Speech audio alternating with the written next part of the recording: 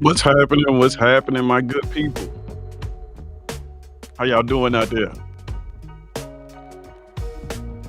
So today is a special day. We got the second installment of SECZN debuting today. It's called The Collective Speaks. This isn't a ranking show. This isn't highlights. This isn't anything like that. This is solely dedicated to the chat, solely dedicated to the comment section, solely dedicated to you guys because you guys are the ones who make this whole thing go. Um, right now, I'm flying solo, but I'm pretty sure there's some more people that gonna come in as we go throughout the night. And basically, I'm just gonna be reacting to some of your comments that you've made throughout this whole process. I've only got 2 shows down, so I don't have a lot of comments to react to, but I'm going to react to the ones that I do have. All right, so let's take a look at the chat, man, while we waiting here. We got Huggy in the building. Oh, hold on.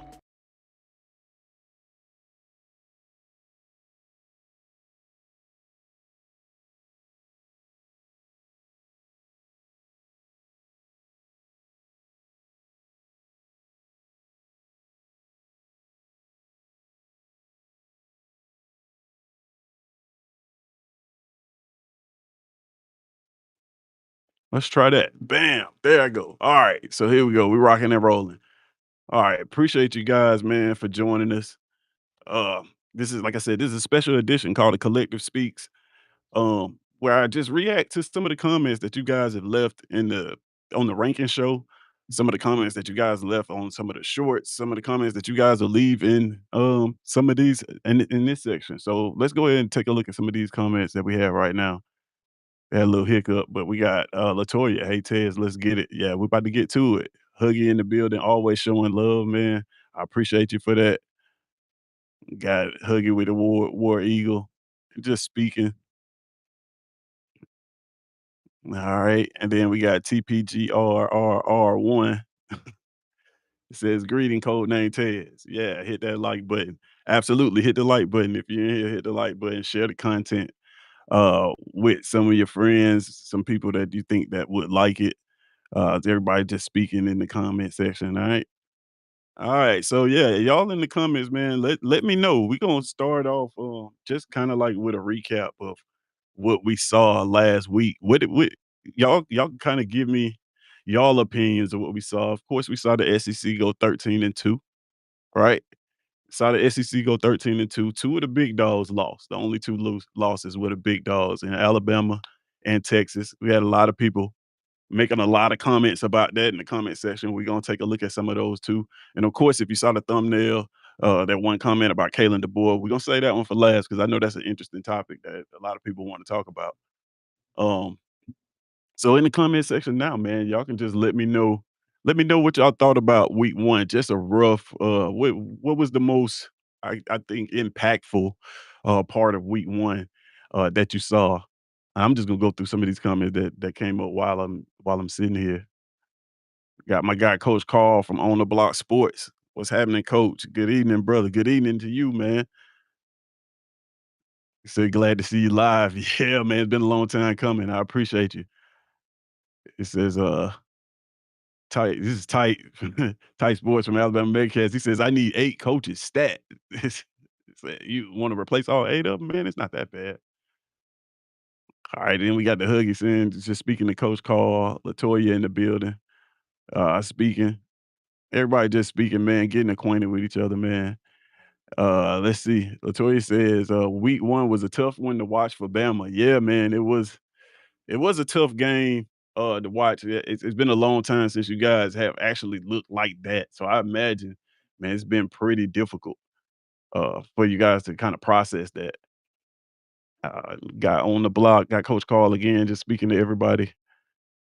And let's see, here's Dwight. Dwight said, "You hear they stopping the spring portal, just gonna have one in January." Yeah, I saw that article, man. I didn't read the whole thing to get to all the ins and outs of it.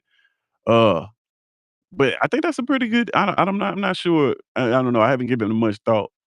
The spring portal. I mean, man, I'm just kinda tired of portals, period, right? So, like, anytime you can take away a portal, in this game, I think it'll be advantageous for us as fans. Um, so that's a good one. So, let's take it so this show, like I said, this show right here is centered around the comments that are in the chat. We're gonna react to some of those, comments that are in the chat. And, and it's also introducing the chat, to what I call my chat name, and I call you guys I've been hinting at this, I call you guys the Keyboard Collective, right?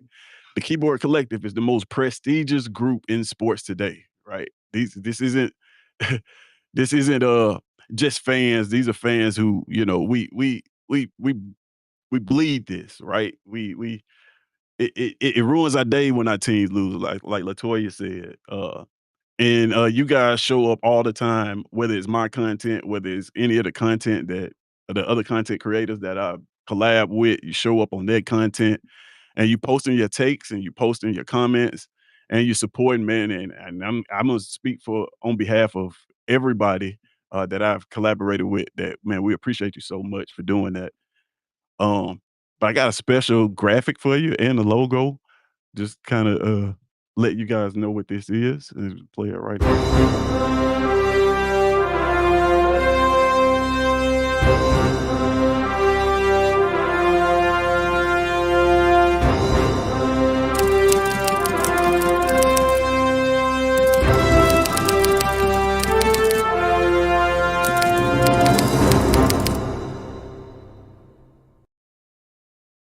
So there you have it. Keyboard Collective.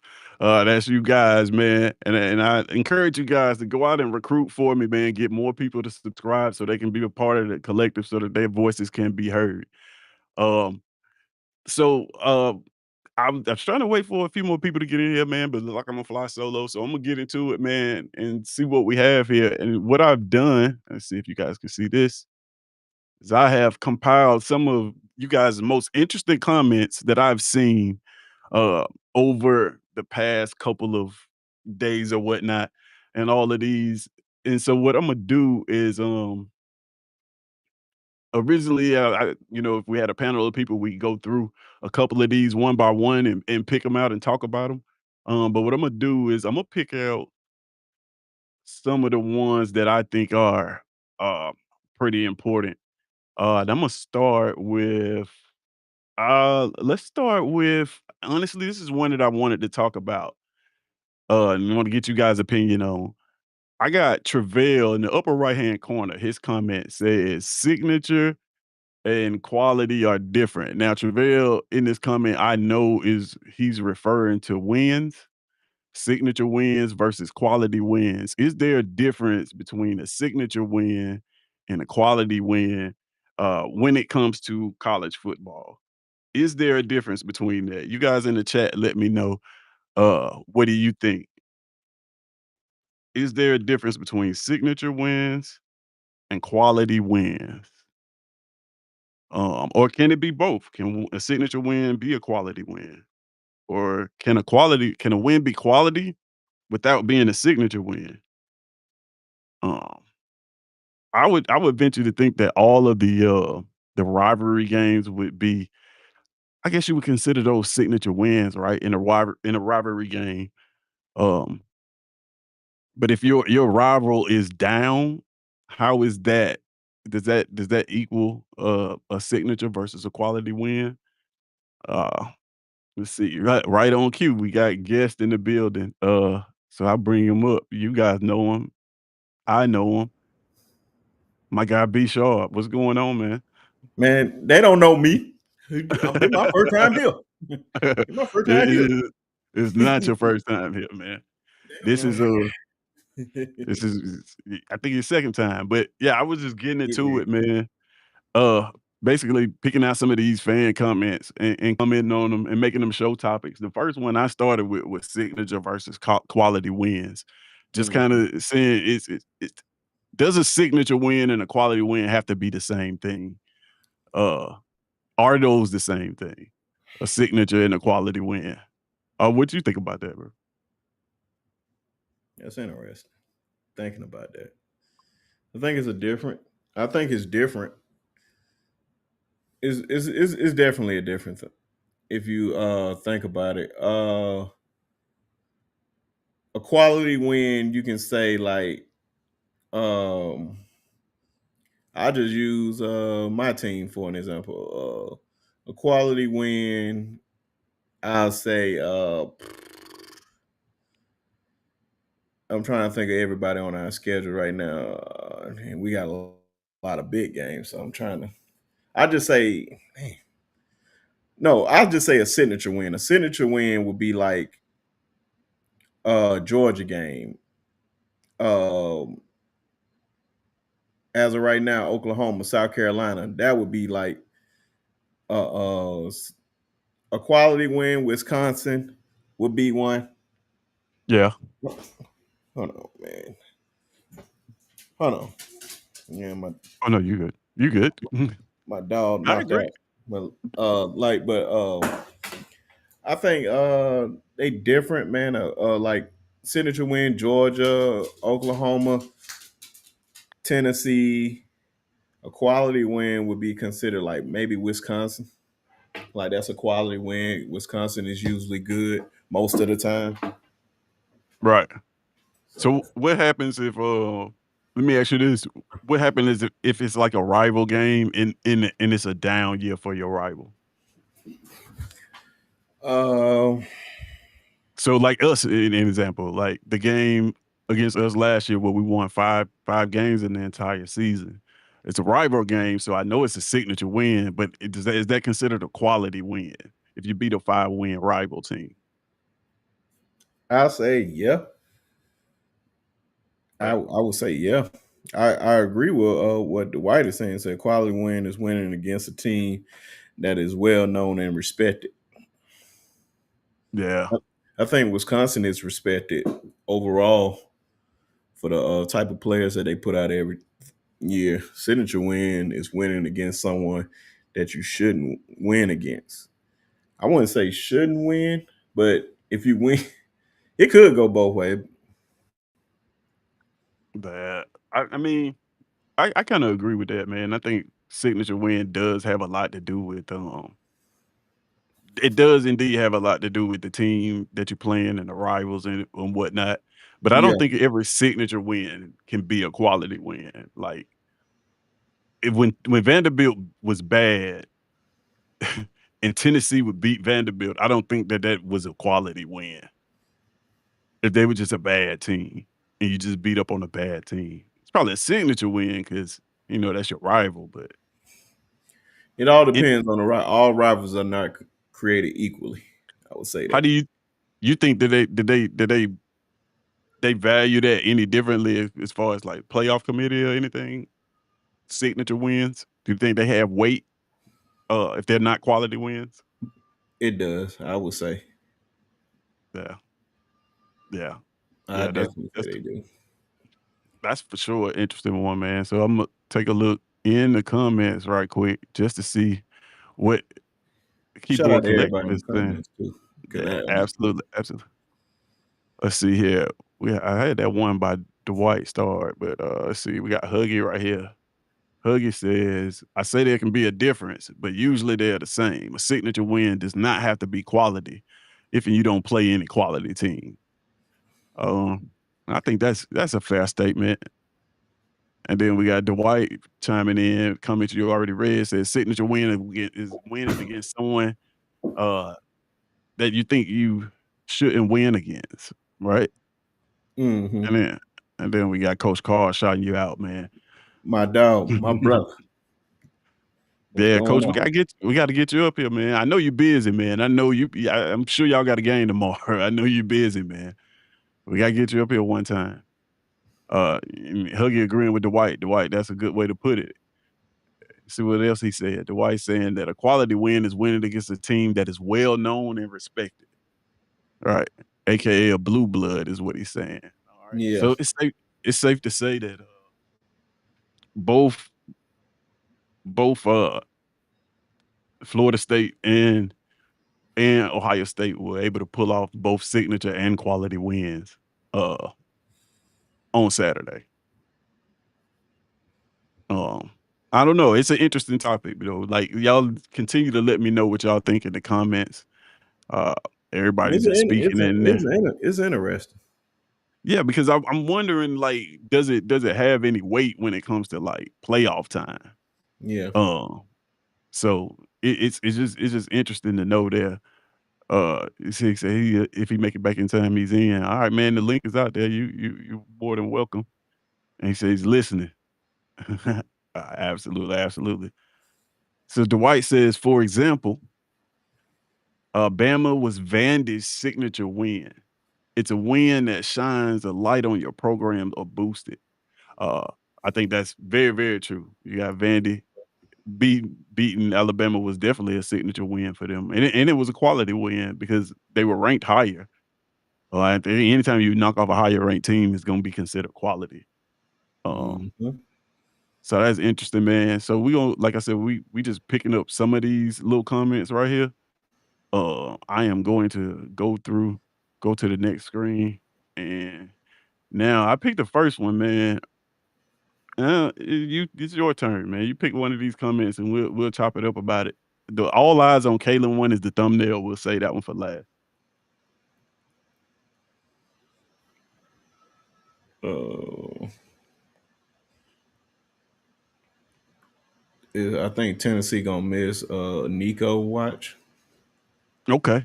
That one's from TPGRRR1. I don't know if I'm saying that right, if it's supposed to spell anything, but yeah, Tennessee's gonna miss Nico. Watch. What do you think about that one, man? That's an interesting because uh Tennessee had a pretty decent showing, man, without Nico. Nico Aguilar didn't look bad at all.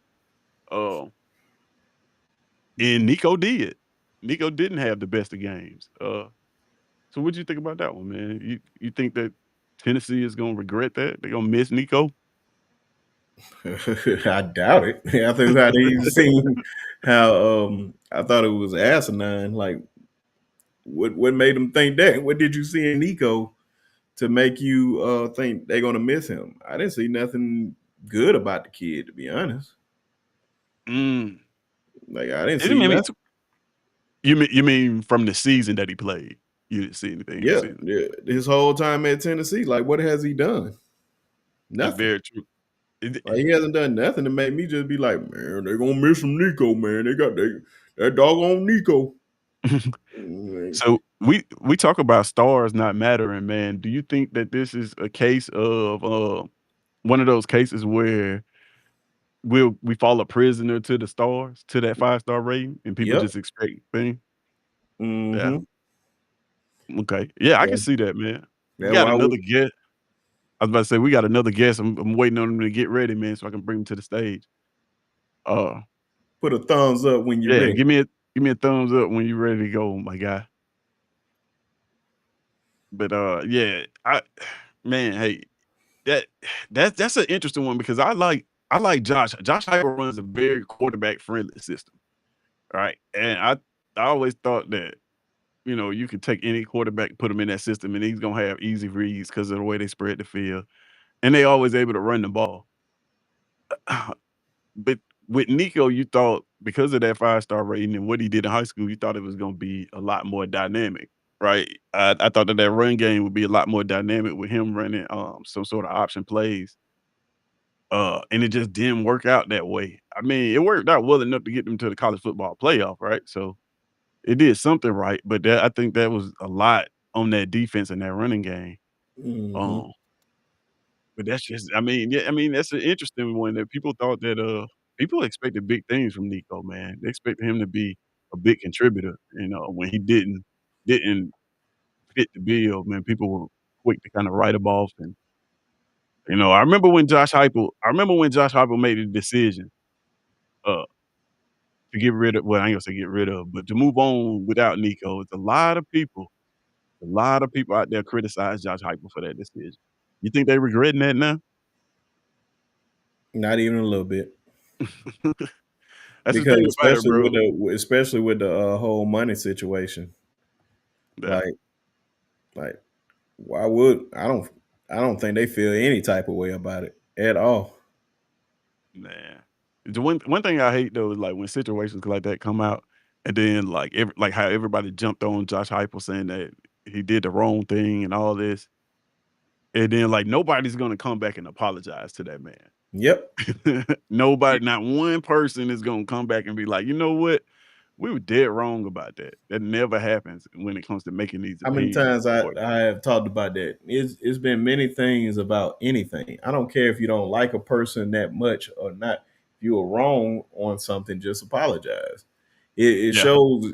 I would respect you a whole lot more when you say things and then you got it wrong. Just be like, you know what? I was wrong about this kid. He is really good. I right. apologize for saying that, or about a head coach or anything like that. And, Yeah. but we know a lot of people accountability is kryptonite to a lot of people. So It's very, very, very true, especially when so it comes to making sports takes. yeah. It's just but I think my guest is ready, man. I'm gonna bring him up, and it's my guy from Auburn Addicts, the one and only Mr. DC Wolf. How you doing, man? What's up, fellas? How y'all doing, man? How y'all doing tonight? Glad to Man, be here. pretty good, man. Pretty What's good. going First of on, all, brother? Ain't nothing. I hear the conversation, man, and I totally 100% agree with the take, man. When I just came in, you talking about, man, people not taking accountability. If you see you got a wrong take, man, just take a U-turn and say, hey, man, I made a wrong take, man. So, yeah, I agree with that. yeah, And it's all right to be. It's okay to be wrong, man. Mm-hmm. I'm about to Mm-hmm. say, man, we all not gonna get everything right. Of course, I want to be right on everything that I say, but I'm not gonna be right on everything that Mm-hmm. I say. But hey, what do I know? I'm Totally just a agree guy with on that. the yeah. internet. Totally agree. Man, hey, we talk about that a lot, man. I think like the people that make the boldest takes that we respect them because they're not afraid to say when they wrong. Mm-hmm. Uh, I try to be that type of person. I don't know if I pull it off all the time, Mm-hmm. but but if I'm wrong about something, I have no fear about saying something because I have no problem saying that I'm wrong whatsoever. So I'm always gonna say what I feel and on my mind because it's just, I got that in my back pocket. And a lot of people don't operate like that, especially when it comes to these sports things. Yeah. So DC man, we was talking actually about Nico, the Okay. Nico situation, and whether Tennessee regrets that. We already touched on. I don't know if you heard it, but we was talking about it's a quality win different from a signature win? It's a question that Travell put in the chat, Mm-hmm. and we kind of discussed that. If you want to give a quick uh, synopsis of what you think about those two things, man, we'll take that and then we'll move on. Yeah, I think, man, a quality win is definitely different than a signature win. I look at a quality win like I would look at that as Tennessee versus Syracuse, South Carolina versus Virginia Tech. I would say that's a quality win. Signature win would be Texas going into Oklahoma, going into Ohio State into the shoe and beating them. I look at that as a signature win. What was the second question? Just the Nico situation and Oh, how it Nico. played out. No, my brother's a Tennessee fan, man. Nephew a Tennessee fan. They don't regret it, man. They love it. They glad it happened. Because it looks like they came out with a better end of the deal, man. At the beginning of the season, my question was, what if Aguilar is just efficient in this offense where you had Nico, yeah, he had some legs, but he did a lot of overthrows, a lot of miscues in the operation of the offense. So my question to them was, man, what if Aguilar comes in this offense and he's just efficient? He might be the same or even better, because he can work within the system. You know what I'm saying? He can manage the system maybe better than Nico can. So right now, man, they are happy with the exchange, honestly. I think I would Yeah, be too, man. yeah. I mean, considering how it's playing out, you Mm-hmm. essentially trade it, right? It's Mm-hmm. essentially a trade. You Mm-hmm. got their quarterback, they got your quarterback. And, it's essentially what happened, and the way it's playing out, I mean, I know it's just week 1, we don't have a lot of data. This is the Mm-hmm. week where everybody overreacts. Mm-hmm. Speaking of overreactions, if you did not check out week 2 of our SEC rankings, I'll give you a spoiler, Alabama's not in the top 10. So like What I you said, speaking passing, of over man? I said speaking of overreactions, go back and check that out, man. Some good stuff on there. And Mm-hmm. also, like I said, remember, keep putting your comments in the comment section, man. They become actually show topics. So, Mm-hmm. uh, for these episodes. So we're gonna go to our comments that we got clipped right here. In DC, since you just arrived, we're gonna get you to pick one. We've already picked the signature versus quality. Tennessee's gonna miss Nico Watch. And the all eyes on Kalen one is the thumbnail, so we say that one for last. And so yeah, you can pick one out on here. We can make it a topic real quick. Oh man, I'm so far from my screen. You gonna have to pick. Oh man, I'm I'm serious. I had sorry. to take. You know what I'm saying? I'm so So far from my screen, bro. okay, I'll read through a couple of them real quick Okay. for you. You tell me which one. Okay. At the top, I got let's see, I got basically everyone laughing at Bama in Texas. Everyone else is good. I got 9-3 SEC schedules should definitely make the playoffs. I got this might sound crazy, but I have South Carolina at number 2 for the defense they played against Virginia Tech. Okay. Let's go with that one. And Let's go with that one. Let's go with that one. okay, that's a great one. That's a great one. So we got Um, South Carolina at number 2, and you can go ahead and start giving me your take on it. South man, Carolina, and that was I'm saying Travail that said that that's too, some. King of the That's why I comment. picked it, man, so I can disagree with Travail, man. That's why I picked it, man. Oh man, I would have no South Carolina in the number 2, man. South Carolina, like they struggled, man, against Virginia Tech. To You me, think so? yeah, in the beginning of the game, they did. It seemed like they just struggled. It seems like Sellers couldn't get it going in the beginning. You know what I'm saying? They found their footing and they hit a long pass and had a special teams return, man. But I don't think I would have them number 2. So I think that's a little high. Mm, okay. So who would you have number 2? I Um, think I don't know if the consensus is that okay, LSU is number 1. Does okay, everybody agree with that? yes, absolutely. You think LSU is number 1 team, B Sharp, in the SEC right now? Through week 1, I guess. I think that's an overreaction. But Who would you uh, put though? who I put over them? Still Georgia, the Kings. They're the I like Kings of Georgia the too. SEC. Nobody hasn't beat them Yeah. in the So SEC. They beat all the quality teams. I'm about to say we just see them just go on the road and beat a quality ACC team. But Mhm. Yeah, yeah, I agree with that. It would have to be a combination of either Georgia or LSU. That's why I say I wouldn't have them 2. yeah. Yeah. It'd be tough, man. I don't know if I could put South Carolina at 2 because of those teams. And Mhm. it on the ranking show, um, Nick put Nick actually put Texas at number 2. Or despite losing that game to Ohio State. Um, and to be honest, because it was a close loss, you're talking about a 14-7 game against a very quality opponent, the defending national champion. I can see a world where they don't move at all. Mhm. Yeah. Um, the only thing is art, right? The question what arts looks like. But Mhm. is there a world? This was what Travail said. Is there a world where you put South Carolina number 2 in the SEC? Just based on the defense that they played. And the defense looked great. I don't think you can, man. Honestly, not with Georgia and LSU in the picture, man. Right. To me, and y'all may disagree on this, man. To me, Tennessee and Syracuse, that game was kind of parallel to the South Carolina Virginia Tech game as far as a common opponent. You know what I'm saying? So Right.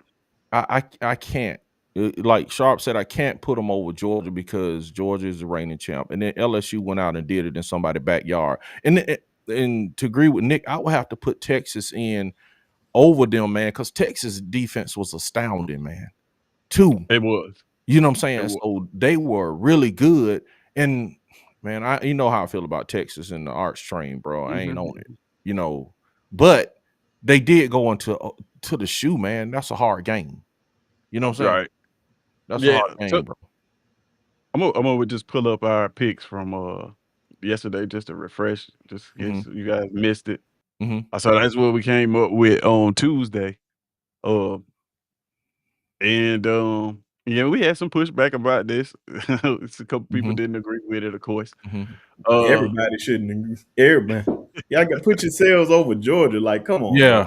Yeah. Yeah. I can't go with that. Like, come on, bro. Let's be for real. Yeah. I have to have Georgia above that, man.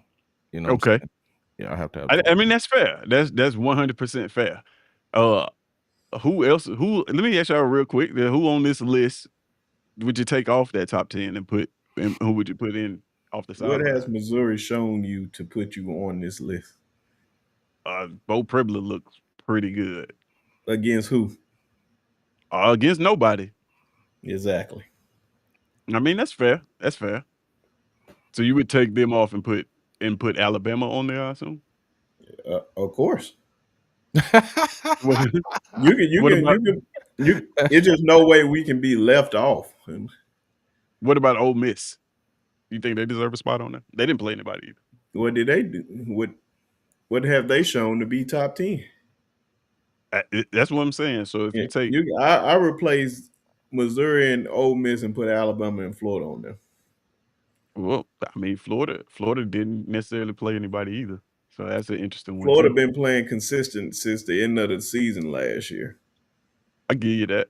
Going into the new season with a better quarterback than both of those guys and all I that. get So you guys see no world where South Carolina is the number 2 team.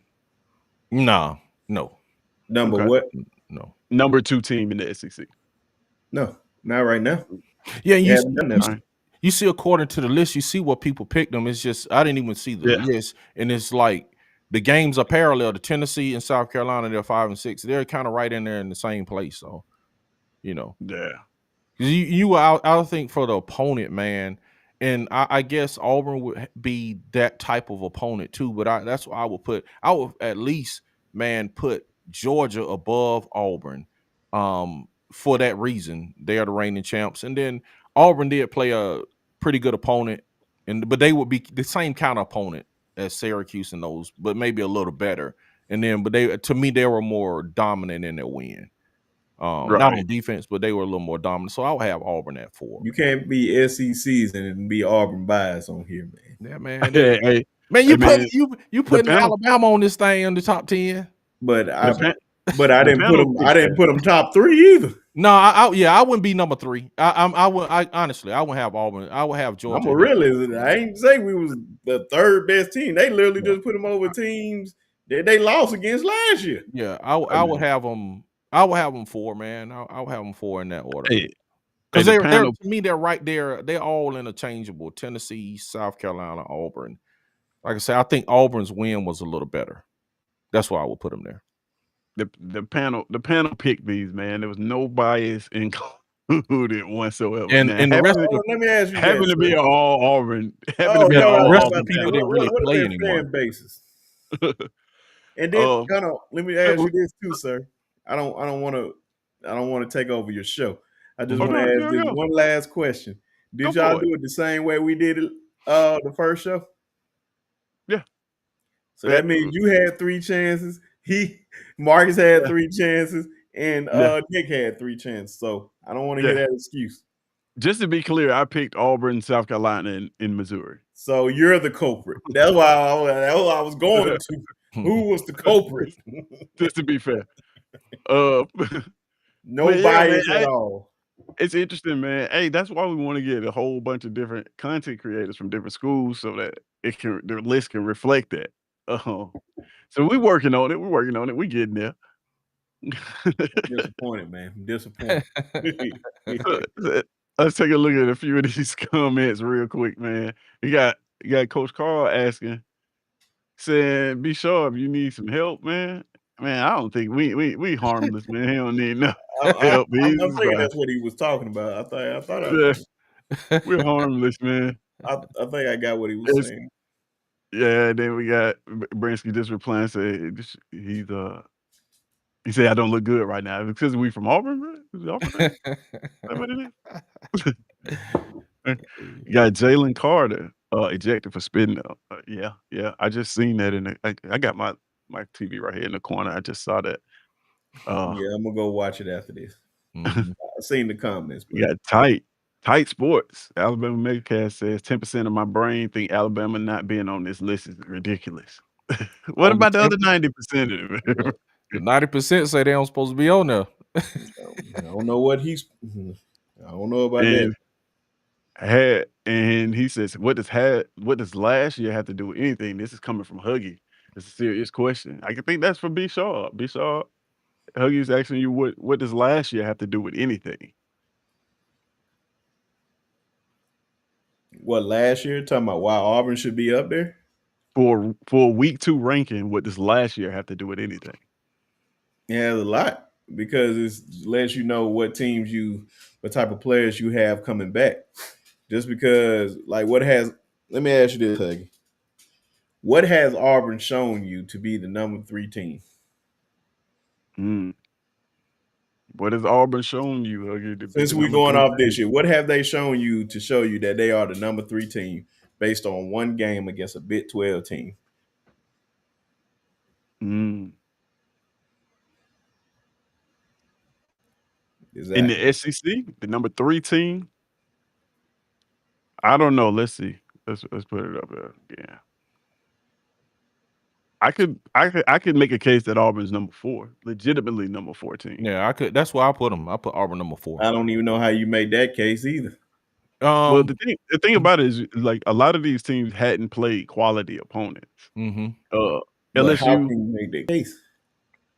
think about who these teams played. Texas Mm-hmm. probably I had no problem with Texas moving, right? Not moving because they played Ohio State, which is a defending champion, very good team.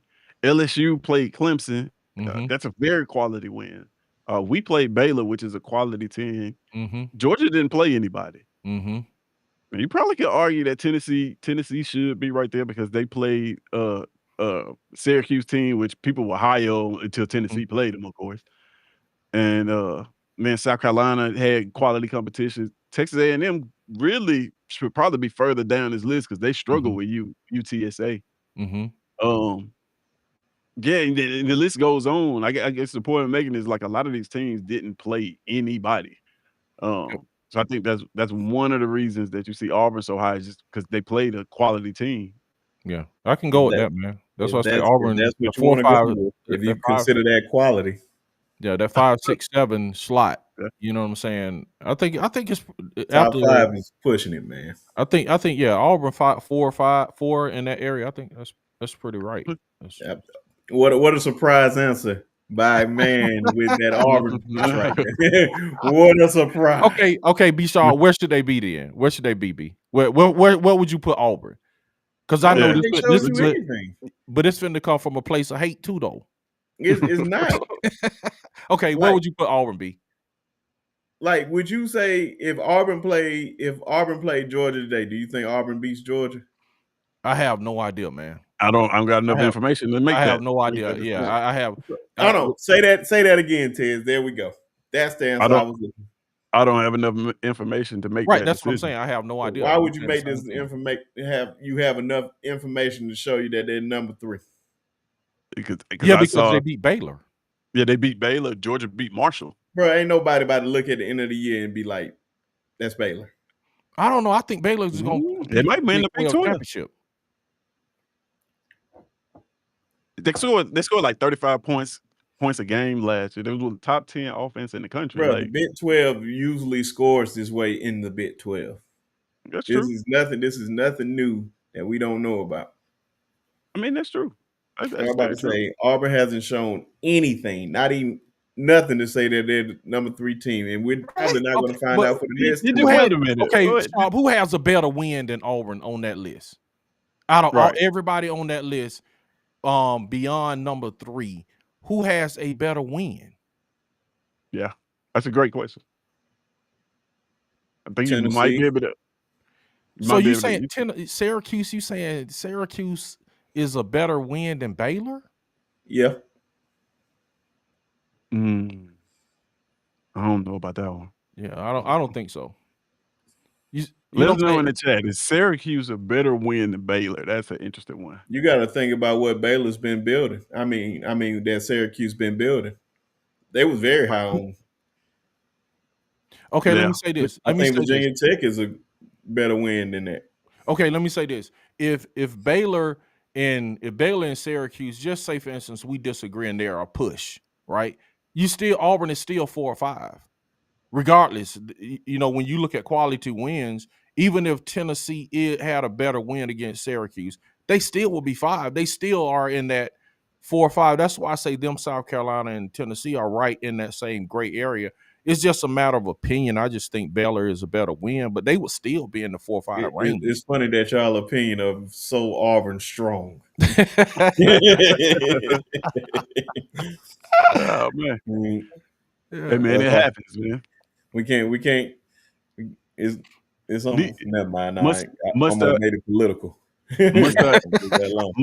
must I put up the list from week 1 Yeah, please. when Alabama was the number 1 team in the SEC? Who had that number?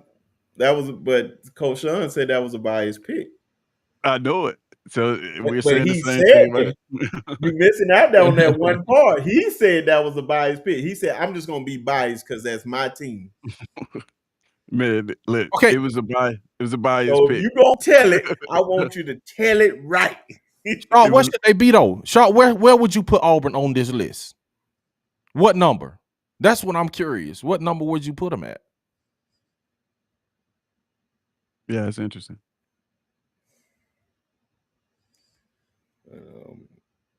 I just got to see who I got ahead of them. I got everybody outside. I'll put them ahead of Missouri.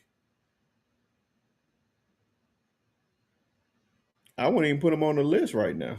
Come on, man. The only reason why, because I still think LSU is better than them. Texas, Georgia, Tennessee, South Carolina, Texas A&M,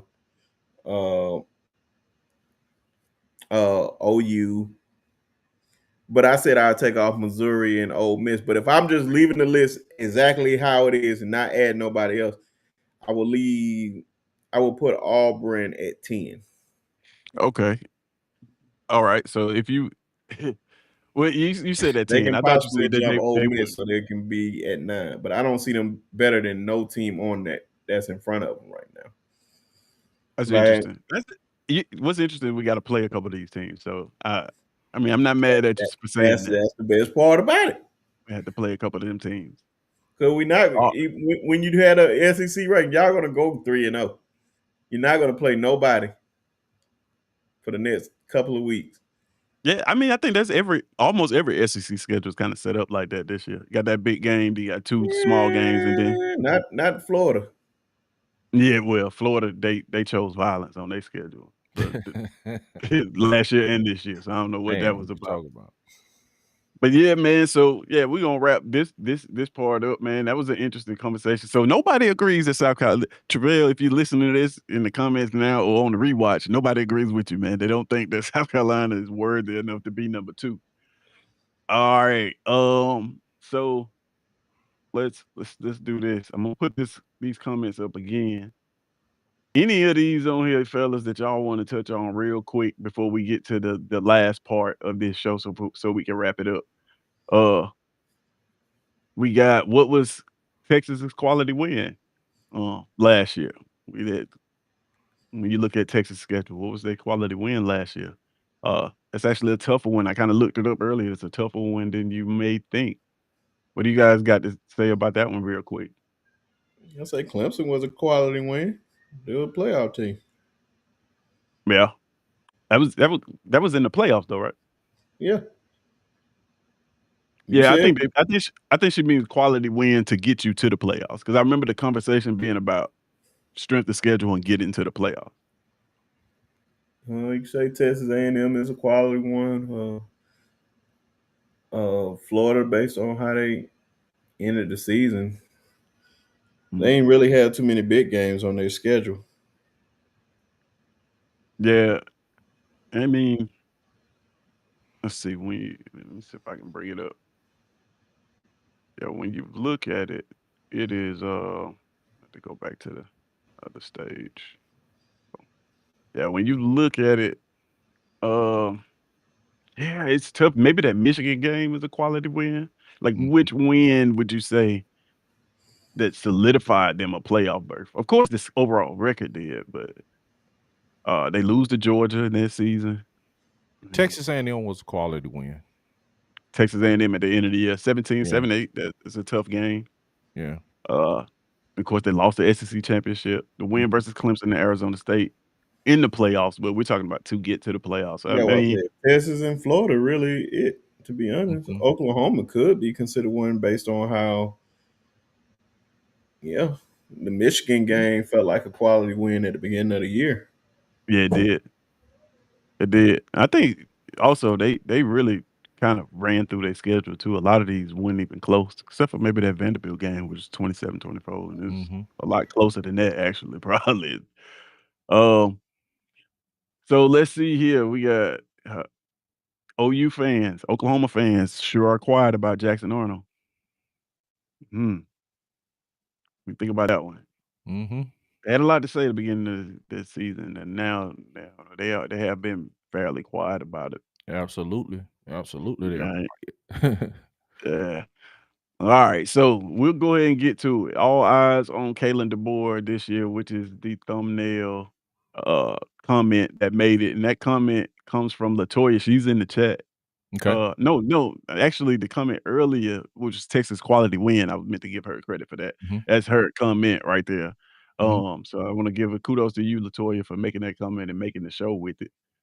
Um, so we're gonna get into talking about all eyes on Kalen, man. We got Kalen DeBoer in this season after losing uh a game at Florida State. We'll just start with expectations real quick. What are our expectations from Kalen DeBoer going forward with the rest of this season? What are we thinking? We'll pull up the schedule so we can kind of look at it. What are we thinking? I think 11-1. Whew. 11-1. 11-1. So you're Unbiased saying take. uh um Oh man, it can yeah. go. It can go. It can go any way, man. I gotta make this bigger for me. I think the I'm sorry. I put you no, down. you straight. No, I made mine bigger. Oh, Pause. okay. But the Georgia can get. I said the Georgia game can go one way. Um, depending on how they play against Vandy, Oklahoma can go one way. Auburn, we go down to that place where they got their lucky rabbit's foot where we need to find. It's always a tough Mm, battle. right. South Carolina can go one way. LSU can go one way, man. All these games, even Tennessee. Mhm. They're about to Right. say, all depend on scheme, all depend on how the year start off. It just based how the year starts off for the most part. And we started off with an L against Florida State, but we know how quickly things can change. I think, of course, I believe they'll beat Louisiana Monroe. I believe they'll beat Wisconsin. Then they got a bye week to get some guys back healthy, get back in the groove of things, get prepared for Georgia. But it's gonna be interesting, man. It's gonna be an interesting stretch. Yeah, I mean, losing that game, man, in the fashion that they lost it actually made this schedule a lot more interesting. Mhm. Before the season, man, I like I said, I had them 9-3, which is interesting because 9-3. When I said 9-3, people didn't really like that, and I Mhm. think there's a lot of fans now that'll take that 9-3, Mhm. that'll gladly take that 9-3. If I told you now that you get a loss to Georgia, maybe a loss at South Carolina, and you win the rest of them, I think there's a lot of Alabama fans that'll take that right now. My Mm. question is specifically about DeBoer, man. What is it, DC? What do you think, man? How do you think the hot seat? Well, not even hot. I don't even want to say that because I don't think he on no type of hot seat whatsoever. But what do Mhm. you think the narrative is around DeBoer going forward? If either way, if he's successful at it or if he's unsuccessful at it, how do you think it changes? Man, I think if he's successful at it, man, I think it'll be status quo. You know what I mean? But man, if just say for instance, if he dropped the Georgia game, man, it's gonna be, man, everything burning, bro. Because right then you're on the precipice of being out of the playoffs if you lose Mhm. to Georgia. So, and I got a man struggling with those teams that have run heavy offenses, run heavy quarterbacks like your South Carolina's, Vanderbilt's, like Oklahoma. That guy's a runner. Of course, Jackson Arnold is a runner, man. So right there, if you lose to Georgia, man, going forward, man, everything is going to be on pins and needles because it's the next game is like, okay, here we go again. And he said he looked on the sideline at his players and they were like, here we go again. So I think going forward, man, I'm looking forward to that. I'm looking to that Georgia game, man, and see what happens. Now, if they win the Georgia game, then it'd be like, man, we're back. Right, right. The narrative Yeah, the narrative completely for him. changed. Yeah, the narrative was, yeah, we just overlooked them. You can kind of write that off as we just overlooked them, and just was walking in the game expecting to win because we're Alabama. You can run that narrative. But if they lose to Georgia, man, that would be what? 6 losses, man. Yeah. Within a calendar year is just unheard of for Alabama, man. It's just I'm an Auburn fan, man, and it's hard for me to like conceptualize it. Honestly. Yeah. It's hard for me to conceptualize that at this point in the season when we get to the Georgia game, Alabama can already have 2 losses. So going forward, man, the narrative for him, if they lose that Georgia game, man, it's gonna be bad. Yeah. I don't think so. It's Georgia. It all depends on how they play in that game. Yeah. Well, I mean, the only reason I say that the narrative may get bad is because, man, honestly, the fans just aren't used to that. Mm-hmm. That's why 9-3 sounds like curse words. They ain't used to it Because lately. yeah. Well, 20 years. Yeah, you have a whole generation, man, that hasn't seen Alabama lose. Right. Or be mediocre, not even just lose. Yeah. I mean, just to be a 9-3 football team. It's a whole generation has never seen that before. So yeah, that's like, man, Tez, y'all, that's like, the high school bully picking on you, and then your daddy come out there and then he beat your daddy up. You know what I'm saying? It's like you seeing your daddy get beat up, man. It's you like might well change school then. Exactly. if you getting bullied, you call your daddy, and then the bully beat up your daddy, you don't stand a chance. You might well just change school, go to school down the street, man, because you ain't gonna never hit the end of that. And then sure, everybody gonna be ready to try you and your dad. That's how it is, man. You know what I'm saying? Alabama has been carrying the torch for the SEC, man, for real. In the last few years, it's been Alabama and Georgia, man. It's like kind of like, And I want to say something too, man. Say it, say it. I wish Nick was up here, man, so I can call him out for his asinine statement about the SEC has not been dominant. Okay, yeah. We all on your side on that one. The next time I get on any type of show with him, I think everybody in their right mind should just throw tomatoes at him. Throw tomatoes. Like you can literally, because I don't know where that came from. It's just been Alabama heavy, but the simple thing, like, what are you comparing it to? Yeah, man. Like, yeah, we totally agree on that one, boss. And then once you that's why I say I ain't gonna hop on it too much because he ain't here. Because it's gonna be worse when I see him because it's one of the most asinine statements I heard in a long time. And he's way too smart for that. He way too smart for that. But man, I'm pretty sure he's gonna see this. No, I want him to see it. And you send it to him and tell him I said it and I meant everywhere. Oh man. Nancy gonna say Auburn going whatever show y'all on, it's gonna be a long show. I'm gonna tell you that. Yeah. Hey, let's take a look to at some of these comments on this Alabama subject, man. We got Latoya saying that DeBoer said that 16-play drive took too long. He said that he abandoned the run game so quickly because they weren't getting explosive plays. Is that not crazy? Latoya. I don't know how many times that I have said this exact statement, not verbatim, but in a football game where your defense is struggling on offense, you need to put together drives and hold on to the football. If you hunting big plays and you cannot get off the field on third down on defense, you're setting yourself up for a disaster. There's a such thing as scoring too fast. In games like that. And I think you spot on with that one. Yeah. I think one thing, and it's funny that I'm actually just seeing this, and shout out to the great Gene Stallings, who said, if you listen to the fans in the stands, you wind up sitting with them. So Okay. I think that's my message to a lot of Alabama fans or whatnot. Just trust the process, because just like, you need to do this, you need to do that. Everybody likes to be that type of person. Everybody say what they gonna do. You know, we talked about this a million times. People say what they gonna do until they put it in the fire. Yeah. I mean, I agree with you. Like, I listen, we criticize coaches all the time, man. Nobody is more critical of their coaches than Auburn fans, I don't believe. Because if we do right, we got something to say about them. They do wrong, we Mhm. got something to say about them. Absolutely, man. And Absolutely. man, one of the things we criticize a lot is play calling. And I've been the victim of that. But what I can say is, man, if it goes right, nobody has anything to say about it.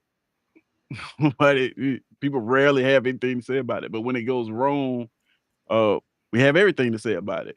He When you need to be fired. lose, You need to be we have fired. You need everything to say about it. Yeah, losing. I want people to think about this now.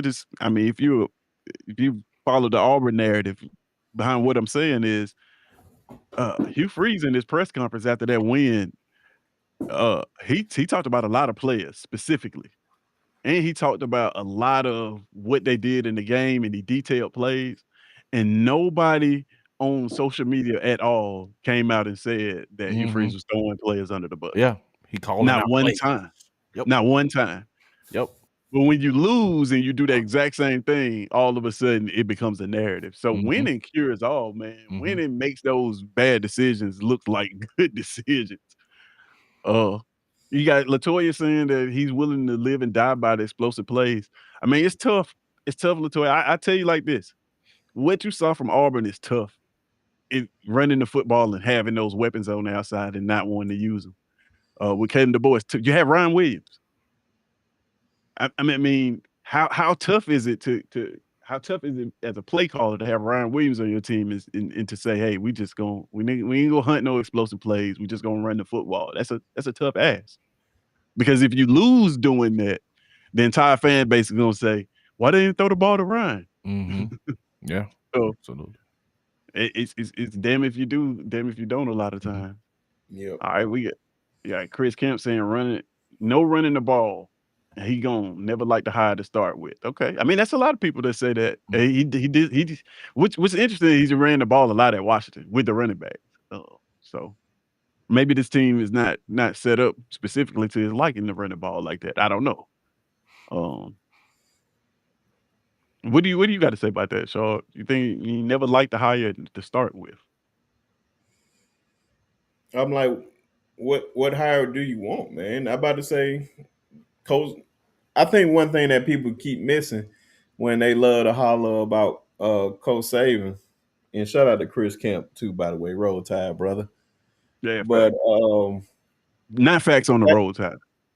yeah, very high on the Roll Tide. But that's who Coach Saban wanted. That's who he said. That's the guy you need to have here. People questioning the decision, so you basically questioning Nick Saban. Yeah. Well, I'm I'll just say saying. he was the winningest coach in college football when they hired him. I I'm think he just had saying, the man. highest winning percentage in college football at the time that they hired him. Oh, It don't matter. He said over a bunch of people, a whole bunch of people act like they were offered a job or even got a phone call. That's been shot down so many times. Like I think that's who he wanted. That's the only one that our AD, Mr. Burns, had. Like he just went out there to Washington and go get him. I'm like, man, you still got to think about it, man. A lot of these guys that are playing were guys that Saban had on the team.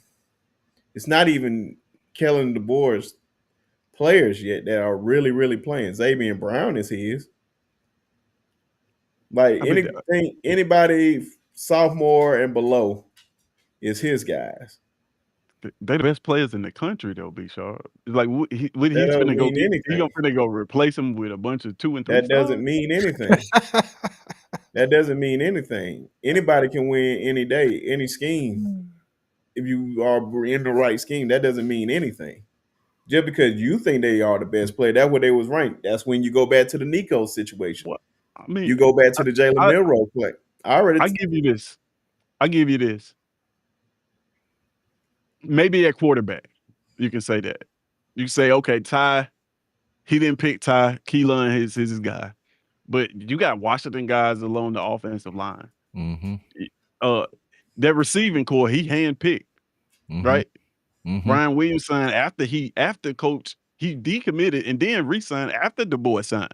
And it's not a coach on earth that would look at Ryan Williams and say, "Oh, this is not one of my guys." Like it is that his guy receiving, because he decommitted and he got him back. but that's what I'm saying. Even Jeremy Bernard, what's the kid from Miami? These are his guys. I would say this offense, the point the point of failure, which is looks like the offense. Um, well, you can point to the defense too, But but like how is the offense? a lot of these guys aren't his guys. Are his guys? It's They are. his offense. And think about this, man. Think about even from the quarter. You said eliminate the quarterback position, but they brought a quarterback from Washington. Then they went and picked a player out of high school. So those are his players, are his quarterbacks. So and then he chose Saban quarterback over his two quarterbacks he picked. So No, that's his guy. I guess the only reason that I'm saying that is because Mhm, so many players left when Saban left, and they mhm. had to recruit so many more players that It was it doesn't look like you know he was able to bring in a couple of players that he picked. a lot of the guys that you see that left were guys in the secondary. Right. If that was majority of the guys, I can go player by player that Nick Saban recruited. Majority of those guys are playing right now. Kellen DeBoer Mhm. players are sitting on a bit. That's why I say it's sophomore and freshmen. Outside of Jeremy Bernard, who is his player. Is anybody questioning Jerry Bernard effort? No. You can't put everything on Coach DeBoer when the players are not going out there playing with effort. I The play mean, that's on them. I, Like if you don't now, I would question him if you still have those players in the game and they're not showing you any effort. I'm putting somebody out there that want it more. But the I thing guess is, man, I never seen nobody just like what do you expect? I don't care what players you have. You can have all the talent in the world. It still has to be a team. The best team doesn't always win all the time. Just because it look good on paper, because it say, "Oh, I got this ranking." I'll put it like this: the NFL draft, perfect example. How many do you think the number two guy in the draft is literally the number two guy in that draft? No, it's just because that team needed that type of player or right. whatnot. I look at that the same way against rankings. Don't believe me that the rankings, like getting a recruiting class, just because let somebody do this right now. Go look at Jalen Milroe class right now. How many of those players panned out at Alabama? I Anybody that's mean, a Bama fan. Anybody. how many was it? A lot. That didn't. Only person that panned out was Jalen Milroe. Okay. Hey, and that's the nature of the beast. Sometimes. Uh, And that's what I'm saying. But who recruited that class? Wasn't Kellen DeBoer. Nick yeah. Saban. I mean, that's interesting, The GOAT, but by the way. that that's interesting though because the Nick Saban team didn't look like this. So while Yeah. he did recruit those guys, he was able still to get the best out of them. So what was it that lack of effort was not a issue under Saban, and then when it was an issue, he addressed it and fixed it. So like it's got to be something. You got to have the coach has got to wear some responsibility in this because we saw the Bro, two it's, differences of regimes. We saw it. They're vastly different. He's got to wear some of that. it's 50-50 on my part. And then just to answer what Tori said, wouldn't you rather lose with young guys out there giving it their all despite all the mistakes? No, they're not Mhm. ready. They're not ready. It's a reason why. How many freshmen do you see play in the SEC? At what point do you get them ready though? They're not ready. They don't play. That's why they don't play in the SEC. You want to go play in the Big 12. You want to go play in the ACC. It's a reason why the NFL has a lot of superstars coming from the SEC. And a lot of those guys don't play when they're freshmen. Why? Because it's big leagues. It's the big I leagues over mean, here. I mean, it's Name me 5 players that's stars in the NFL that started their freshman year. Joe Burrow? No. Justin Jefferson? No. Jamar Chase? No. I think it's like 8 quarterbacks that started as freshmen, to be honest with you, Who? that are starters now in the NFL. I had to Who? pull up the list. I had to pull up the list, but I would love to I'm see this. Bryce Young? No. mm-mm. I think it's We like can 8. keep I think it's going. like I can 8 go of them. down player by player. I give you 5 players, you give me 1, and I promise you'll be like, I okay. There's a reason I why I said that I quarterback, even if they want to see Keelan play the first game, guess what? Keelan, history tells me this. History tells me this. Mhm. That those players that start as freshmen don't turn out to be good players. Of course, you got rare guys, but it's very rare. She said Jalen's the only one I can think of. And where did Jalen end up? On the bench behind Tua, who was a guy that's rode the pine until the second half of the national championship game. So as true freshmen, there is Trevor Lawrence started as a true freshman for That's Clemson. not Jalen Hurts. SEC. I thought we were just saying that. No, I I said just said, I made it very, very clear. SEC. well, then that means we got to narrow it down to No, SEC no. quarterbacks. I, So I now out of I the don't know how 32 much clear I teams, could have been. I literally said SEC. I said okay, positions. You can go to any position: cornerback, safeties, linemen, no, and especially linemen. my point to you You was I saying said it's NFL? about You saying in I said NFL, Taz, or yeah, I said it's you about saying 8 NFL? quarterbacks in the NFL that started as freshmen. And I There's about said, 8 of them, but if you rewind that back, only thing I said was SEC. I didn't say nothing bro. else. But in the SEC, I can't. Okay, you got out of that 8, you have uh Jalen Hurts is one way. You gonna take that one away because he didn't start the first game. But I don't know what he could have learned in that first game. But we'll put him on the fence. Jalen Hurts. And then you got Bo Nix. That's 1. Peyton Manning. That's 2. Well, no, Peyton Peyton Manning Manning did is not start day one, not man. playing anymore. He started 7 of his first 8 games as a true freshman in Tennessee in 1994. Peyton Manning. I'm trying to think of current quarterbacks though. Look how far you going. Look how far you're going. No, I'm trying to because you narrowed it down to SEC. It's not even Because that that's many all I'm SEC. It's talking not. about. But I'm saying it's not even that there are more quarterbacks from other conferences than there are SEC quarterbacks. There's only like what 4 or 5 SEC quarterbacks. The Big Ten I probably said dominates the any NFL. Big 12. position. Any position. It can be anything. It's a reason why these players come out the way they are when they are ready. I mean, I don't know. I mean, I had to look at that list, but I think in I'd rather today's people game, do man, their they're playing homework on this. They a cannot lot of argue with football. me on this because I have done it. So now, so you're just saying in the SEC, true freshmen in the SEC. True freshmen in the SEC, you see guys go out there and dominate on But that's certain gonna be teams.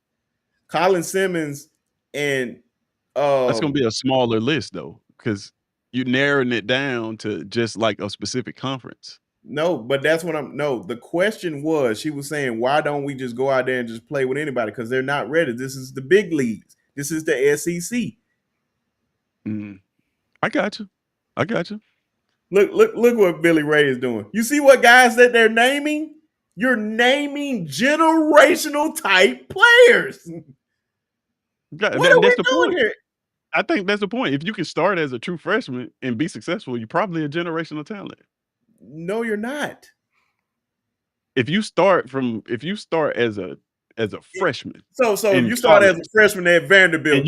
and you end up being an NFL quarterback, you're probably a generational talent. Bro. Or was considered one at the time. Like I'm saying, bro. Look at Matthew what we're Stafford. talking about. Look Like, at what we're talking about here, bro. People cannot name guys that are current in the league because the point is made. You went from Peyton Manning, this guy. Because you named it down to SEC. If you don't do That's that, all I then was I can. talking about. Once again, the question was said. Look, listen what he said. Smitty won the Natty as a freshman. Well, Mhm. Smitty won the Natty as a freshman. I thought we were Chris, talking about quarterbacks. Chris, no, we're talking about any position. If you want to go to quarterback, it's worse. But Chris, come on, my brother. Y'all are too smart for this, bro. It's freshmen on every team that wins a national championship, for one thing. Smitty caught the game-winning catch, yes. But Smitty was not playing his freshman year, sir. He wasn't. Facts over feelings. Just want to throw that out there. Man, if you want to go to quarterbacks, if you want to say Jalen, go ahead with Jalen. Since Jalen, how many quarterbacks can you name that are starting quarterbacks in the NFL? I mean, since Jalen. Thank you. Thank you, Tyke. Thank you. Thank you, Tyke. That's exactly all I said the first time. But I don't know where we're going with this.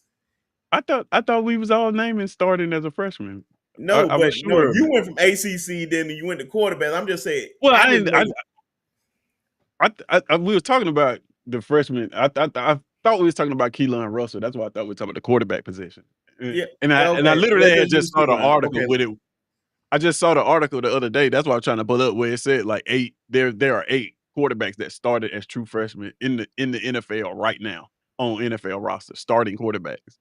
Now, when you narrow it down to SEC, of course that's gonna get smaller because it's not that many SEC quarterbacks in it that are starting quarterbacks in the NFL. And of those, probably like half of them started as freshmen. What's the name of the show? Probably like 4 SECs. Why the hell would I talk about the ACC? Oh, I thought you was just making a point. No, but my point is, I said if you want to start as a freshman, you go to those other conferences. So who? Just think about in the SEC starting quarterbacks in the NFL. You already have Matthew Stafford. That's 1, and Jalen Hurts. That's 2. Dak Prescott. There's probably 2. I don't know if he started. Did he start as a freshman? Maybe. Probably did at Mississippi State. Who? Well, I'm saying you start naming the NFL quarterbacks, about half of them started as true freshmen. That's the point I was trying to make. Now it's not going to be a lot because it's not that many quarterbacks to begin with. But is that I'm talking about at different conferences. People, you just trying to thrust guys in there because you're seeing guys make mistakes. It's a reason why I put it like this. It's a reason. This is a great example, and I wish people would deny this. You remember when Jalen had a bad game against, I won't even say South Florida before then, but Nick Saban started what's the old boy that went to Notre Dame to play racquetball or whatever the damn sport was. and people said he made a point there. This is why Jalen is starting. This is the reason why Jalen is starting. Just because you think somebody is ready, those coaches see those players every single day. Oh, and I agree with you on that. Football game. You go to a football game, and I'm not even going, but you know what team I'm talking about. When the coaches say these kids are just acting a fool in practice, this don't have nothing to do with college, by the way. When the players are acting a fool in practice, and they go on the field and they stink up the joint, but the people in the crowd think that, oh, man, you should put such and such in there. It's a reason why such and such is not in there. You're not at the practices. Everybody got a game plan until it's time till they're thrown into the fire. That's the only thing I'm saying. I mean, I get it. Russell is not ready. I promise you, if Keelan Russell played right now, Keelan Russell wouldn't look no better than what Ty is, and Ty didn't even look bad. Right. I mean, I don't know, bro. Like, I don't know if he's ready to start. But man, these freshmen, man, they're not waiting around a lot. That's cool. It's got to be his team next year. I feel the same way about Deuce, right? Gus Malzahn. Cool. I mean, I keep calling that man Gus Malzahn. Hugh Freeze came out and in the press conference and said that, hey, if Jackson Arnold goes out, the first man off the bench is Deuce Knight. Like, and we talking about in the Ball State game, which is early in the year, so it's like it's clear that he's the second option. If there was no Jackson Arnold on this team, Deuce Knight would be our starting quarterback. And I don't based on what they asked the quarterback to do, I think he'd be fairly successful.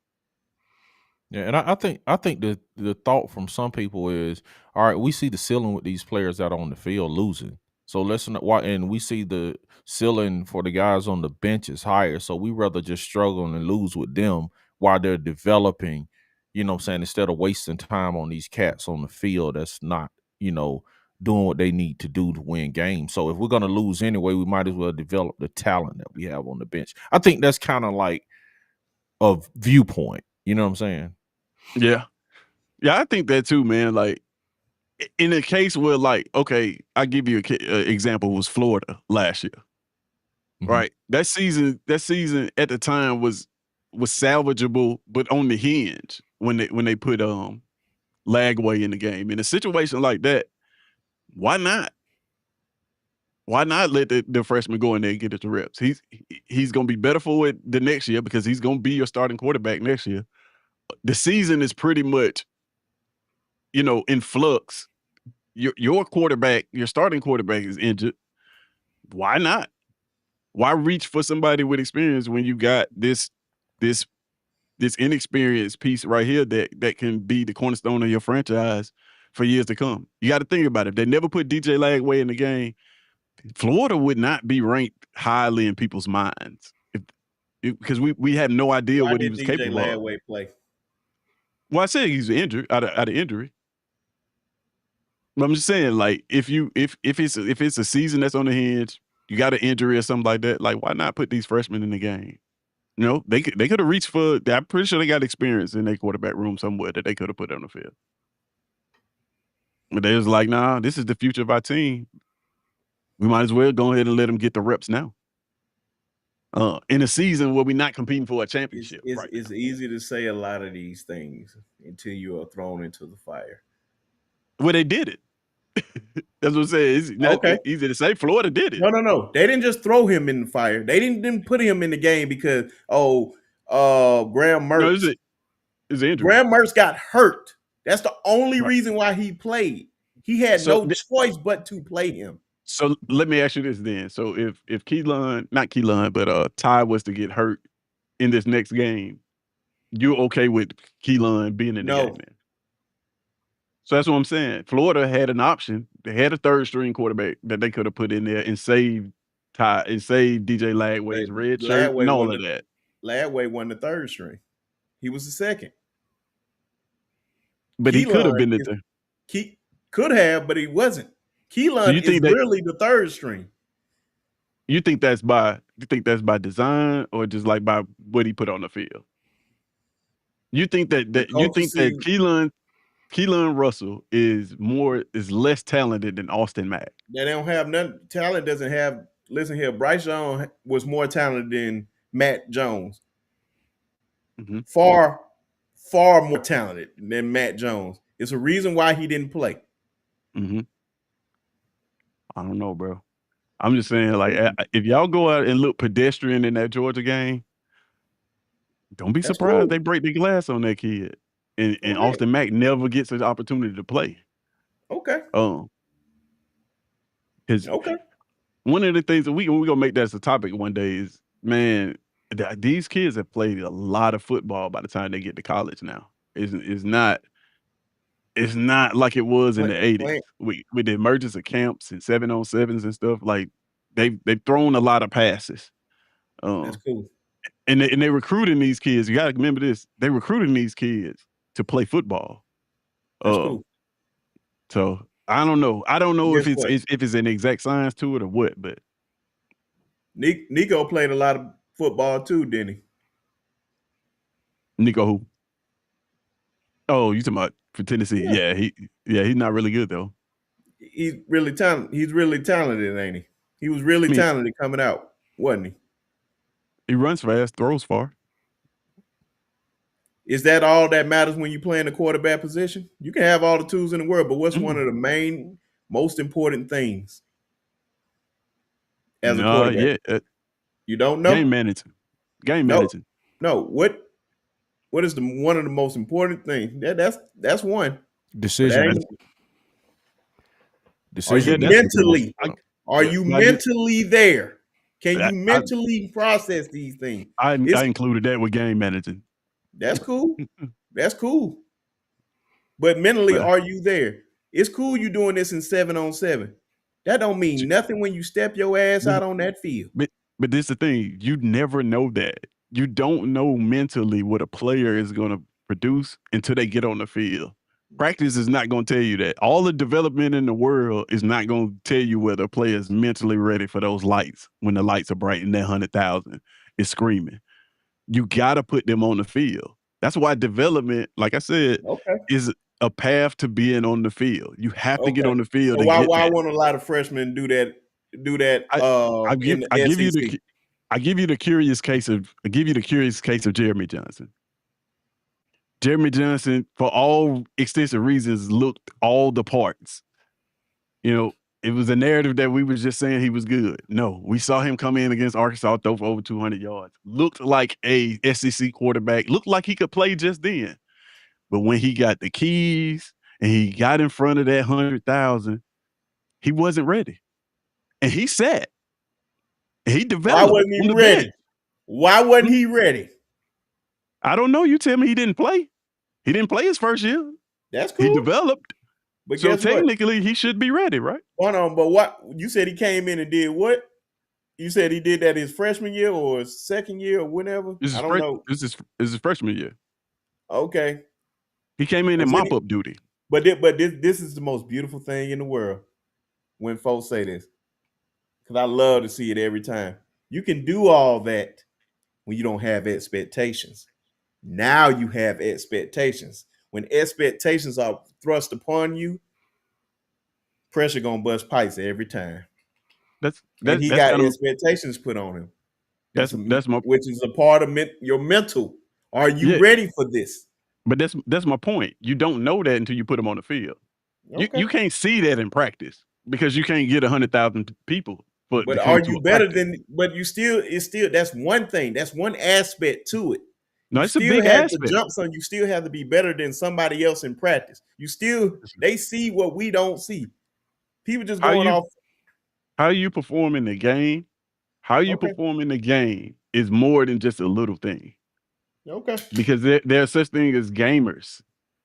Uh, they just don't do anything in practice, but when the lights come on, they show up, right? And then we know a lot of guys like that. Allen Iverson's got a famous speech, right, talking about practice because Allen Iverson he only says said, he said we're no. not talking about a game, we're talking about practice. You're talking about No, me missing practice, not a Allen game Iverson. that I show up for and I breathe, not that. That what did so that makes him a bad practice player. No, I didn't say it makes him a bad practice player. I'm just saying that What player it you know puts. that plays bad in practice that plays great in the game? I'm just want to hear one name. I'm almost sure there are several. I don't know. I'm I not at just want to practice, hear but one from you. I don't care about several. I mean, I haven't been in practice, bro. You know But any? but you're saying it like it's a thing. You Because can't just say that. I've heard players that played the game say this before. I've heard players say like, "Hey, man, this dude ain't do Okay, nothing what at did they practice." say then? Now give me one player that they said that played terrible in practice and they played great in games. I don't know, bro.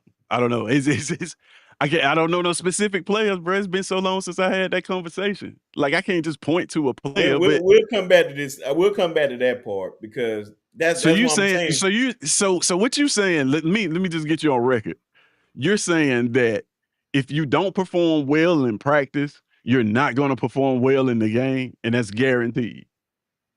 You consistently doing bad in practice, but you consistently doing great in game. Show me a player, one player, any player, and I will put that on record. Johnny Manziel, he Okay. barely went to practice, so, so he barely showed up at I practice. don't So, care if you didn't show up, but what did he do it's when he was specific. there? Specifically, speaking of that, what's the other player that wouldn't come to practice? It's not about Parsons. not coming to practice. The simple thing was, are they Bro, doing bad in practice? yeah, but Bad in practice. coming to practice is the first step. That don't mean they do.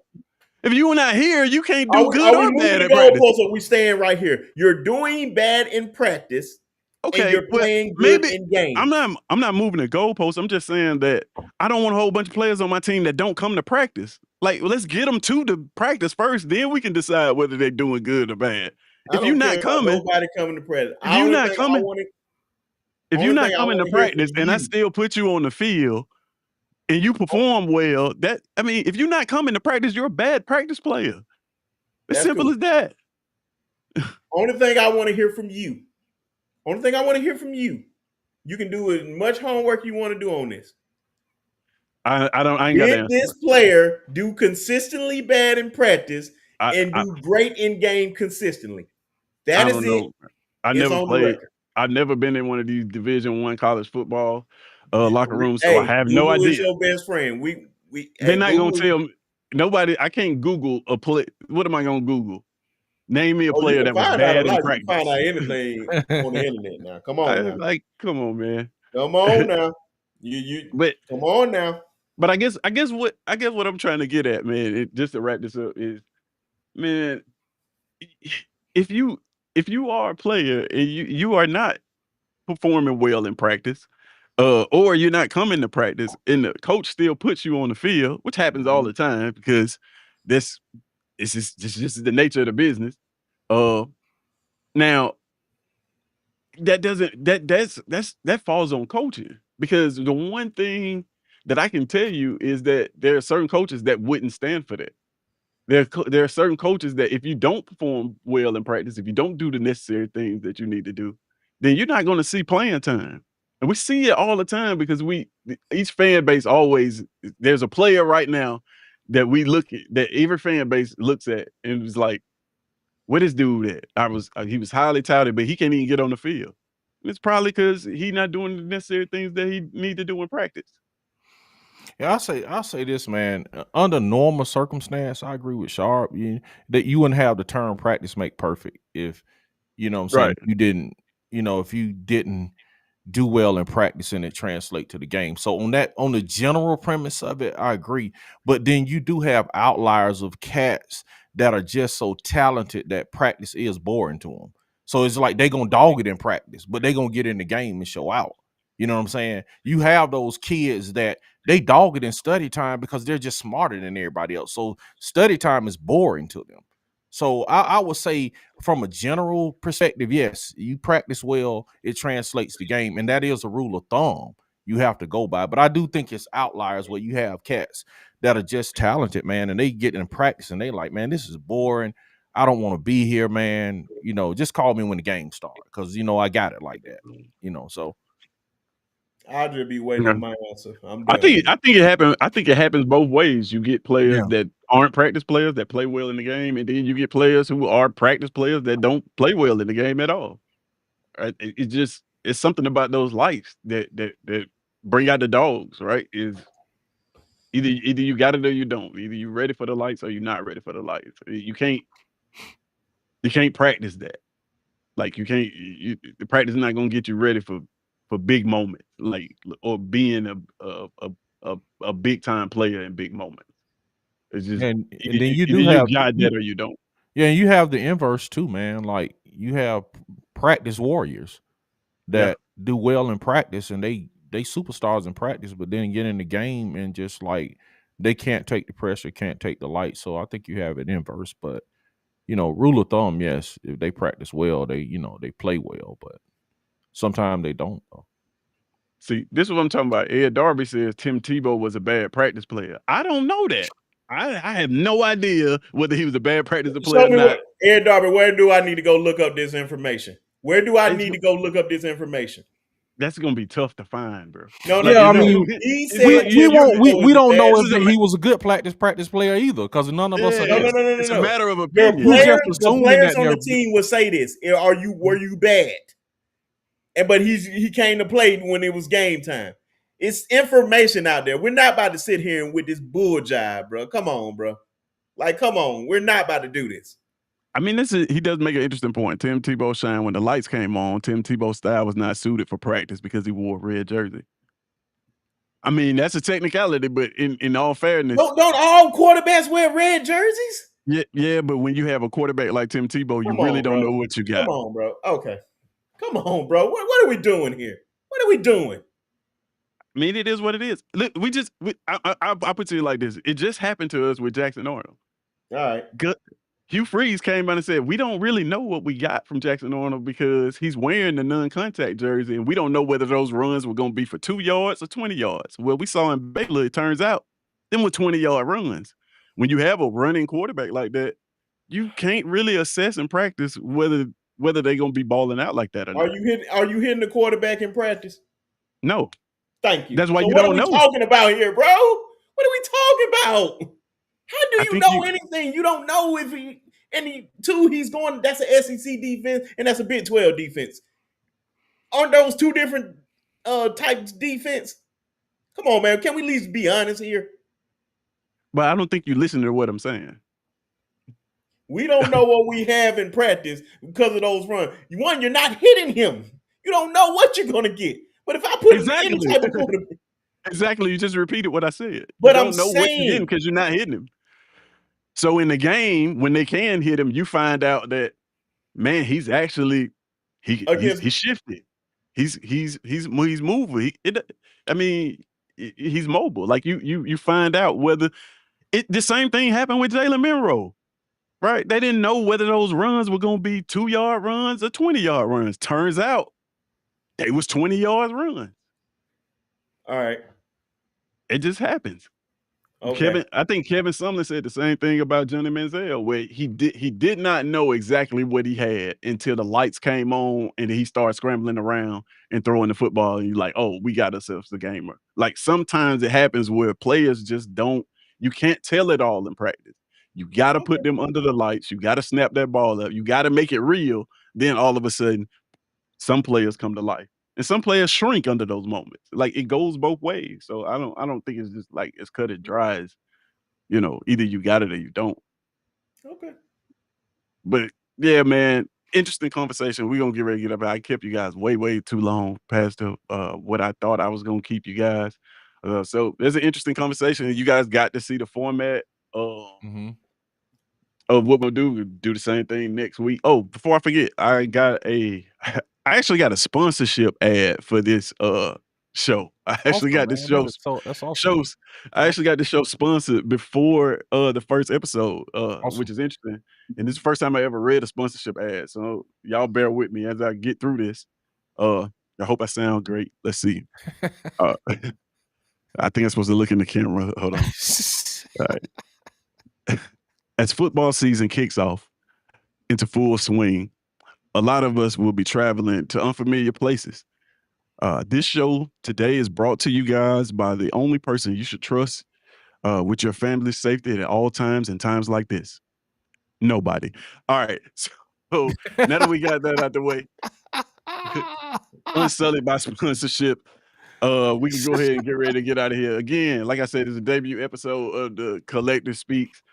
And just to remind you guys that the Keyboard Collective is accepting applications. If you're watching and you have not subscribed, please go do so now.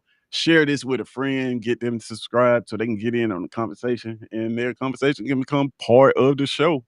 And just as a reminder,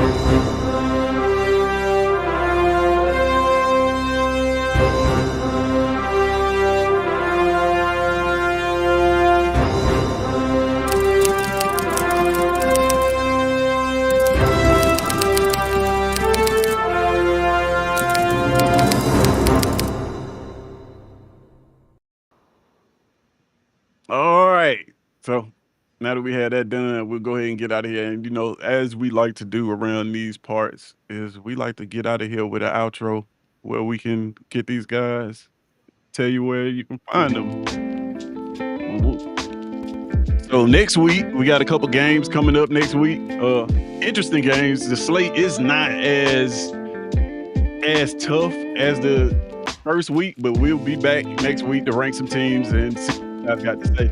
These guys, I want to thank y'all so much for joining us on this show. And I want to thank you guys on the panel for joining me, man. I appreciate you so much. DC, be sharp. Y'all tell the people how to find y'all if they don't know already. Be sharp, I start with you. Well, of course, y'all can find me at the Sharpshooter Sports Talk. on YouTube and TikTok, B_sharp on Twitter/X. So y'all just come on over, man. We on the road to 2,000 subs, so come check us out. Doing big things, big things. My guy DC Wolf, man, tell the people how to find you. You can find me at Auburn_Addicts on all platforms and on YouTube at Auburn Addicts TV. Tune in on Sunday at 6 for Have You Heard with me and Nick, and on Saturday after the game with me, Tez, and the mayor. It's Tiger event, baby. Come on over and see us. All right, man. And I got one more thing. If you're an Alabama person, it's on Coach Sean's channel. After the post-game show will be on Coach Sean's channel. Make sure y'all go over there. Just my humble opinion. So make sure y'all go over there and be ready for the after show for Alabama ULM. Yeah, make sure you go head over there, man. Coach Sean, he not on today, but what's his channel name? I mean, channel I think it's at JMHO Sports Talk. So definitely, yeah, tap in with that. Those guys gonna be over there after the game with some very, very good insight on Alabama football. If you're into that, and all of the people that didn't make it today, Water Cooler Talk Sports, make sure you tap in with them. Jason at Hall of Fame Sports, make sure you tap in with him. Coach Carl was in the chat earlier. Make sure you tap in with him with On the Block Sports. And then these guys that's we got Tight Sports. He's in the chat right now. Tight Sports, Alabama Sports Megacast. Anybody I'm forgetting, please charge it to my head, not my heart. But yeah, we're gonna get on out of here, man. I appreciate you guys coming. And see you guys next week. We out. Roll Tide. War Eagle. Roll Tide.